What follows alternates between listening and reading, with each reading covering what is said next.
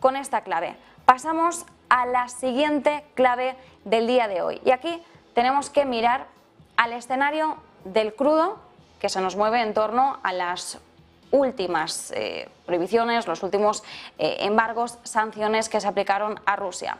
Teníamos una fecha clave, 5 de diciembre, ha quedado atrás y ahora miramos al 5 de febrero como próxima referencia.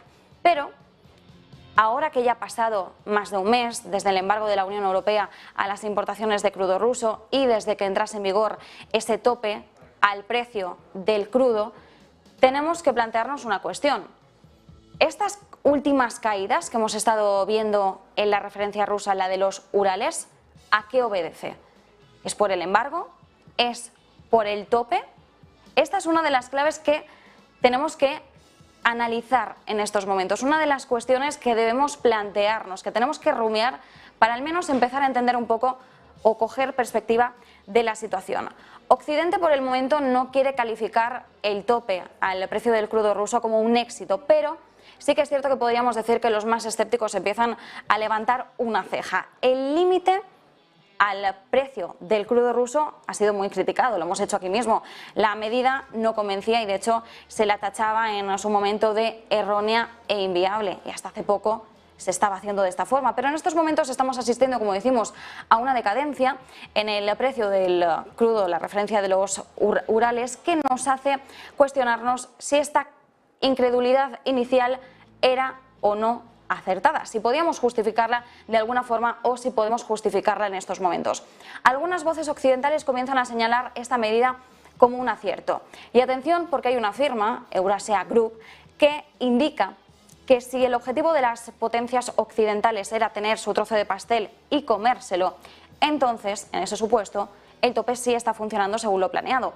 Los flujos de Rusia se han desviado, pero no se han interrumpido en su mayor parte y los precios no han aumentado. Esto es una realidad, aunque cuando hablamos de esta valoración que hace Eurasia Group, también tenemos que mencionar que es una firma de análisis de riesgo político con sede en Washington.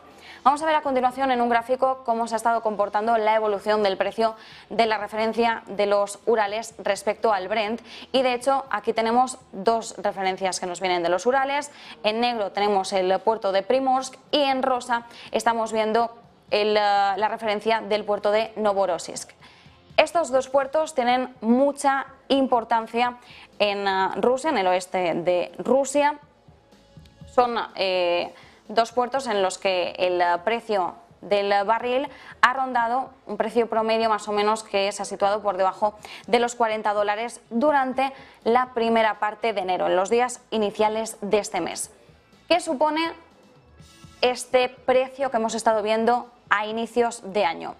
Podemos traducirlo como una caída del 35% respecto a los precios que veíamos en noviembre y una caída del 50% respecto a los precios de junio. Sí que es cierto que en el gráfico recogido por Bloomberg podrán ver que no solo ha ido descendiendo la referencia de los Urales, también lo ha hecho la referencia del Brent. En ese gráfico lo estamos viendo, lo veremos ahora de nuevo a continuación, vemos no solo la referencia de los Urales, sino la referencia del Brent que va descendiendo progresivamente. Sin embargo, la caída del Brent no ha sido tan notable como la que hemos visto en los Urales, porque por ejemplo la caída del Brent supone un 15% respecto a noviembre y un 37% respecto a julio. En general son unas caídas que obedecen a una demanda más débil de una economía global en desaceleración, pero nos preguntamos hasta qué punto esto explica por completo la caída de los precios rusos. El volumen de exportación no ha disminuido lo suficiente como para que esa menor oferta esté empujando los precios internacionales hacia el otro lado. Quien más se ha pronunciado hasta el momento es Estados Unidos. El subsecretario de Tesoro, hablamos de Wally Adeyemo, ha mostrado esa satisfacción general de Washington, pero Occidente por el momento se está moviendo con cautela y no se atreve a hablar rotundamente de éxito. Es más, Adeyemo lo que ha dicho es que hasta que no termine la guerra en Ucrania, ellos no van a declarar nada, no quieren pronunciarse en esos calificativos de éxito o fracaso. Sin embargo, hay un análisis de Standard Chartered que apunta en otra dirección. Su jefe de investigación dice que lo que ha impactado en la referencia de los Urales no es ese tope aplicado por el G7, por la Unión Europea, sobre el crudo ruso, sino la falta de acceso a Europa. Y es que el 5 de diciembre, como decimos, ocurrían dos cosas: el tope al precio del crudo ruso, pero también la prohibición, ese embargo de las importaciones de crudo ruso en la Unión Europea.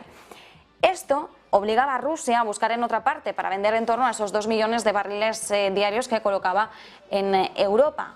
¿Qué buscó? Pues alternativas: China, India y Turquía, entre ellas. ¿Qué ocurre? Que estos países tienen un peso muy importante y al final ellos han podido negociar esos precios de ese barril, de esos barriles que necesitaba colocar Rusia, con un gran descuento. Es más, si lo recuerdan, Janet Yellen, la secretaria del Tesoro de Estados Unidos, en una reunión que tuvo con su homólogo indio, le felicitaba y le decía: bueno, gracias a todo lo que estamos haciendo van a poder ustedes beneficiarse de un descuento mayor del crudo ruso, así que utilícenlo, aprovéchenlo y compren todo el crudo que necesiten. Esto le decía Janet Yellen a su homólogo indio, recordemos, no hace tanto, hace apenas unos meses atrás. Bien, ¿qué ocurre? Que esta obligación de Rusia de buscar otras alternativas donde colocar su barril ha hecho que muchos de estos países hayan podido aprovechar su influencia y comprar ese precio, ese petróleo con descuento. Según Standard Chartered, lo que ha perjudicado a Rusia es tener que trasladar esos cargamentos de Europa a Asia y también verse obligada a aceptar los descuentos. Recordemos que el tope se diseñó además para socavar en parte el impacto de las sanciones de la Unión Europea, que Estados Unidos temía que pudiera ser contraproducente al cortar el suministro. Estados Unidos temía que las sanciones pudieran atrapar o dejar bloqueados entre 2 y 3 millones de barriles diarios dentro de Rusia. Y ley de oferta y demanda, esto hubiera hecho que los precios globales se disparasen y lo hicieran muy por encima de los $100 el barril. Recordemos que también meses atrás estábamos hablando de esas advertencias y de cómo estaban cobrando fuerza. Bien, los volúmenes de exportación rusos han caído en las semanas posteriores a ese 5 de diciembre, pero hay varios factores que pueden explicarlo: el mal tiempo, el mantenimiento de los puertos y también el cambio de Rusia en la exportación de productos refinados. Hay que decir de todas formas que los defensores del tope también se han visto apoyados por la suerte. Les ha acompañado bastante, porque una perspectiva económica global más fría, combinada con el apalancamiento que ya aplicaron los compradores de Rusia, se traducía en unas ventas ya de por sí por debajo de ese límite de los $60 el barril, incluso antes de que entrara en vigor. Y esta era una de las principales críticas que se le hacía a ese tope. ¿Qué sentido tiene aplicar o sacar adelante un tope si esa referencia ya está cotizando por debajo de esos niveles? De todas formas, Estados Unidos y sus aliados no lo tienen todo hecho, ni mucho menos. Habrá que ver también cuál es la evolución de esa referencia de los Urales. Ahora mismo tienen que navegar por un camino bastante incierto hacia los próximos límites. Ahora la mirada se posa, como decimos, sobre el 5 de febrero. Va a ser la próxima fecha clave, con una revisión del precio del crudo y los límites en todos aquellos combustibles refinados. Algunos miembros de la Unión Europea, mientras tanto, ya están pidiendo apretarle más las tuercas a Moscú, pero apretar demasiado correría el riesgo de empujar a Rusia a reducir la producción en un intento por provocar un aumento de los precios, que es algo que sabemos que Estados Unidos intenta evitar a toda costa. Así que la clave para Occidente ahora mismo está en un equilibrio: conseguir reducir los ingresos de Rusia, pero a su vez mantener los incentivos para que Rusia siga exportando su petróleo, para que les siga saliendo a cuenta exportar ese petróleo. Así que esta es la segunda clave.